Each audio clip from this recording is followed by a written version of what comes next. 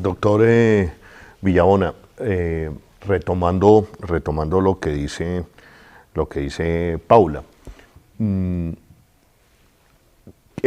¿qué otros sectores se van a ver afectados? Por ejemplo, me han escrito del sector cultural, concretamente el sector cinematográfico, que al parecer, digamos, del impuesto que se le ponía a la boletería para financiar la industria de producción de cine nacional, parece que esto también vuela y no se tiene en cuenta. Holman, pues yo no he leído muy bien lo de la parte de cine, pero sería muy grave y yo creo que no es raro que lo eliminen. Pues miremos nomás la inversión que hace el gobierno en ciencia y tecnología en Colombia, que es realmente absurdo y es lo que nos podría generar un poco de desarrollo. Entonces con el cine yo pienso que es igual y con el deporte es lo mismo. Al gobierno no le importa mucho la inversión que hace en deporte, en cine, en ciencia y tecnología, porque no le interesa, eso no le interesa a ellos. El sector agrícola va a sufrir unos golpes muy grandes por el cambio de bienes exentos a bienes excluidos. Y en general todo el mundo, mire, lo que decía Paula, yo quiero ponerle un ejemplo muy sencillo.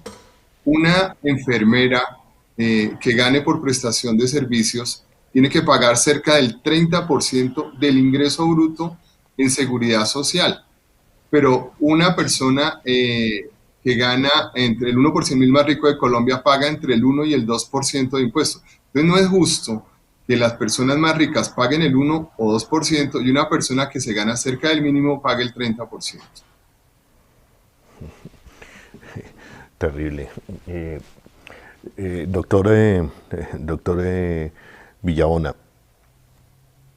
usted está hablando de la situación del campo, de la ruralidad colombiana con esta reforma tributaria. Digamos, antes de la pandemia venimos en una condición casi de miseria que está viviendo el campo colombiano. Ahora, con pandemia, más con esta reforma tributaria, ¿cuál va a ser la situación de pobreza, el indicador de pobreza que ustedes manejan hoy para el campo colombiano y a dónde van a llevar al campo colombiano con esta reforma? Lo decía Paula, el coeficiente de Gini de la distribución de las tierras en Colombia es absolutamente ridículo y espantoso en todo el mundo. En otros países lo que se hace es que a los campesinos se les garantiza un precio en sus cosechas y el mismo Estado compra esos bienes para los servicios de alimentación de los colegios, de las cárceles, de hospitales y garantiza un precio. Eso a los campesinos les sirve. Pero aquí vemos como los paperos, en general todo el mundo, todos los agricultores están quebrando y están trayendo mucho producto importado. Con esto, pues, con el incremento que va a haber de los precios, se van a aumentar las importaciones. Entonces, por todo lado, los campesinos están golpeados, pero peor los campesinos de los minifundios. El nivel de pobreza del campo colombiano hoy, ¿cuál es el indicador que usted maneja, doctor Villabona? Pues el nivel de pobreza en Colombia, digamos que en los territorios que llamábamos territorios nacionales es mucho más grave que en Bogotá, por ejemplo. Pero los coeficientes de Gini perfectamente en el campo colombiano pasan de 60. Entonces, y hay mayor concentración. Entonces, digamos que esas regiones hoy en día no tienen, muchas familias realmente no tienen casi cómo alimentarse. Y el gobierno no hace nada, el gobierno no tiene ninguna solución a corto plazo para esas familias, para desarrollarlas, para que generen ingresos justos. El gobierno no está haciendo nada. Bueno, una condición de miseria prácticamente a la que está sometida la clase rural, la ruralidad colombiana, y va a ser mucho peor con esta reforma tributaria. Cuando son casi la 1:10 de la tarde, quiero recordarles que por favor compartan la transmisión de este programa, suscríbanse al canal de YouTube y lógicamente sus aportes que le permiten al tercer canal está recorriendo todo el país. También la cuenta Nequi 323-540-6626. Cuenta Nequi 323-540-6626 para quienes quieran hacer sus aportes a la construcción de el tercer canal, la voz de los que no tienen voz.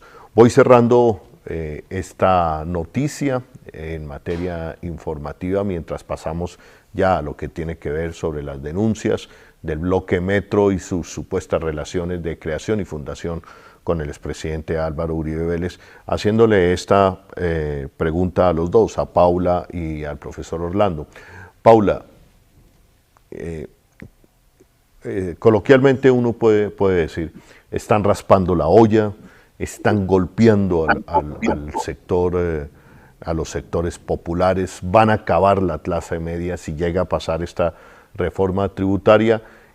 Entonces, de cara a esto, hay hoy una alternativa, una esperanza que toma fuerza en Colombia que se llama Pacto Histórico, la posibilidad de un gobierno progresista. ¿Qué tendría que hacer un gobierno progresista de cara si llega a pasar esta reforma tributaria? Esta misma pregunta para Paula y después para el profesor Orlando. Adelante. Listo, muchas gracias. Bueno, yo creo que lo primero es que los congresistas, tanto del Pacto Histórico como otras bancadas alternativas, van a presentar ponencias, ya sean negativas o alternativas a la actual reforma tributaria, y eso va a significar una disputa, digamos, dentro de esa, dentro de esa relación de poder que hay dentro del Congreso. Obviamente van a perder esa disputa por en cuanto esas disputas no se definen desde lo técnico, sino desde lo político. Y esa representación política se da precisamente en los votos. Esta reforma tributaria entra por comisiones terceras y cuartas, y allí, por supuesto, pues hay una gran minoría del pacto histórico. En este momento se encuentran los senadores Wilson Arias, la senadora Ida Bella, el representante David Racero y el senador Gustavo Bolívar, quienes, por supuesto, de los cuales uno esperará, por supuesto, unas grandes ponencias muy técnicas, basadas precisamente en todas esas denuncias y formas no regresivas en las que han planteado los profesores aquí invitados y que aquí hemos mencionado. Pero ante una eventual aprobación de la reforma tributaria, lo que yo creo que hay es que salir precisamente a las calles a tratar de tumbarla de alguna forma, pero además de presentar otros proyectos o tratar de apalancar otros proyectos que ya vienen desde antes de la reforma tributaria, como los temas de renta básica o como los proyectos de generación de empleo, que esos proyectos son precisamente necesarios para esa activación. Una de las cosas que han venido diciendo los senadores precisamente es que uno no puede empezar a recaudar impuestos cuando no hay ingreso de las familias. Entonces uno asegura primero el ingreso de las familias y ahí sí después empieza a revisar quiénes han sido los mayores beneficiarios y desde ahí empieza a cobrar precisamente los impuestos. Creo que una de los puntos más importantes que deben tener las propuestas alternativas tiene que ver precisamente con ese impuesto a la riqueza y con ese impuesto a los grandes ingresos. Varias cosas que tú mencionaste acá, por ejemplo, el tema del impuesto al azúcar. Ese tema ha sido, yo creo que se ha puesto muchísimas veces en el Congreso de la República, pero siempre es votado en contra precisamente porque son esas empresas azucareras, esas empresas de productos superprocesados, las que terminan pagando las campañas de los congresistas que están actualmente en el Congreso. Entonces, una de las decisiones totalmente, digamos, de las acciones que debe tomar el país, y me refiero a país por su nación, es precisamente cambiar esa configuración que hay en ese momento en el Congreso de la República y empezar a darse cuenta que esa votación que parece no tener ninguna, digamos, consecuencia, pues es precisamente la que nos está teniendo también en este país, porque es el Congreso de la República, bien o mal, la que termina votando esas nefastas leyes del gobierno en curso. Entonces yo sí creo que hay, digamos, algunas alternativas, ese impuesto a la riqueza, el impuesto al azúcar, mejorar los impuestos al tabaco, a las bebidas alcohólicas, otros impuestos saludables, algunos impuestos de tipo verde o ambientales, del tema de extractivismo que también serían muy importantes mencionar o grabar, esos, y principalmente alejarnos de la idea de seguir grabando con IVA a las personas, porque ya nos hemos dado cuenta, como lo dice el profesor Villabona, no es un tema de discurso, no es un tema de carreta, es un tema de estudios técnicos en los cuales vemos que la afectación del IVA es principalmente para las personas que se encuentran en los percentiles más pobres. Bueno, Paula Triviño, te doy las gracias por estar aquí en el Tercer Canal y aceptar la invitación. Holman, muchísimas gracias a ti, a Tercer Canal, un saludo especial y agradecimiento también al profesor Villabona, y muchísimas gracias para cuando lo necesiten por aquí, muy disponible. Gracias, gracias Paula. Y termino con usted, profesor Orlando Villabona. Pareciera que la idea es, como le decía yo a Paula, raspar la olla, generarle una crisis al gobierno que seguramente esperamos todos, al gobierno progresista que pueda llegar a dirigir los destinos de Colombia. ¿Qué tendría que hacer ese gobierno para detener esta reforma tributaria?